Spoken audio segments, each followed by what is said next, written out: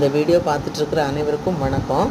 இப்போ நம்ம இந்த ரோஜா செடியை தாக்கி அழிக்கக்கூடிய அஸ்வினி பூச்சி, வெள்ளையி, சாம்பல் நோய் இதுகளெல்லாம் பற்றியும் இவற்றை எப்படி தடுக்கலாம் அப்படிங்கிற முறையும் பற்றி நம்ம பார்க்கலாம். இப்போ அஸ்வினி பூச்சி எப்படி வருது அப்படின்னு பார்த்தீங்கன்னா, எறும்பு அந்த செடிகளுக்கு மேலே ஊறும் பொழுது அதோடைய கழிவுகளை விட்டு செல்லுறது. அந்த சமயத்தில் இந்த அஸ்வினி பூச்சி அதன் மூலமாக வந்துடுது.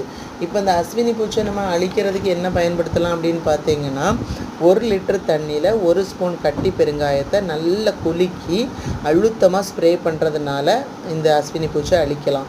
அதே மாதிரி அது இல்லைன்னா வேறு என்ன மெத்தடில் பண்ணலான்னா, 1 லிட்டர் தண்ணியில் 10 பல் பூண்டை நல்லா தட்டி ஒரு 2 நாள் ஊற வைக்கணும். ஊற வச்சுட்டு அதை நல்லா அழுத்தமாக ஸ்ப்ரே பண்ணிடணும். இப்படி பண்ணும் பொழுது இந்த இயற்கை இது ஒரு இயற்கை பூச்சிக்கொல்லியாட்டாக நம்ம பயன்படுத்துகிறோம். இப்படி பயன்படுத்தும் போது இந்த அஸ்வினி பூச்சி போயிடும். இதை வாரத்துக்கு 2 முறை ஸ்ப்ரே பண்ணலாம். அடுத்தது வெள்ளை ஈன்னு பாருங்கள். வெள்ளை ஒரு மாதிரி இந்த இலையில் ஒரு மாதிரி பூச்சி மாதிரி திட்டு மாதிரி இருக்கும், அதான் வெள்ளை பூச்சி. இதை தடுக்கிறதுக்கு என்ன பண்ணலாம் அப்படின்னு பார்த்தீங்கன்னா, ஒரு லிட்டர் தண்ணியில் இந்த பூச்சிக்கொல்லி சோப்புன்னு சொல்லிட்டு ஒன்று இருக்குது. அதை நல்லா கலந்து செடிகளுக்கு மேலே தெளிக்கிறதுனால இந்த வெள்ளை ஈ பூச்சை தடுக்கலாம். அது இல்லாமல் பூச்சிக்கொல்லி மருந்தை நேரடியாகவே தெளிக்கலாம். அதுக்கப்புறம் பார்த்தீங்கன்னா, வெளியிலேருந்து ஒரு செடி நீங்கள் வாங்கிட்டு வந்தீங்கன்னா 2லேருந்து 3 வாரம் தனியாகவே வச்சுருக்கணும். வச்சுட்டு அதுக்கப்புறம் நம்ம இந்த சாதாரண இந்த செடிகளை கூட நம்ம சேர்த்துக்கிடலாம். இந்த மாதிரி பயன்படுத்தும் போது வெள்ளை ஈ பூச்சியை நம்ம தடுக்கலாம்.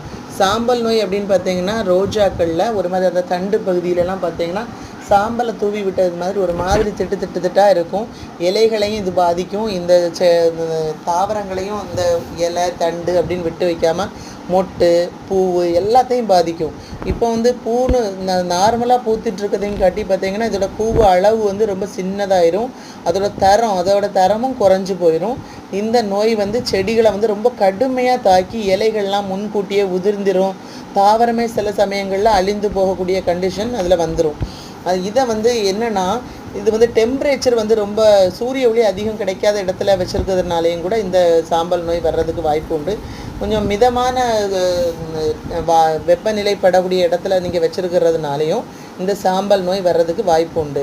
இந்த அறிகுறிகள் அப்படின்னு எடுத்துக்கிட்டிங்கன்னா, இந்த சாம்பல் நோயை இலைகள் தண்டு பகுதியெல்லாம் பூக்கள் மீது ஒரு மாதிரி வெள்ளை தூவுனது மாதிரி இருக்கும். இதை தடுக்கிறதுக்கு என்ன பண்ணலான்னா, கந்தகத்தூளில் 1 ஏக்கர் செடிக்கு 10 கிலோ கந்தகத்தூள் வச்சு நம்ம பயன்படுத்தலாம்.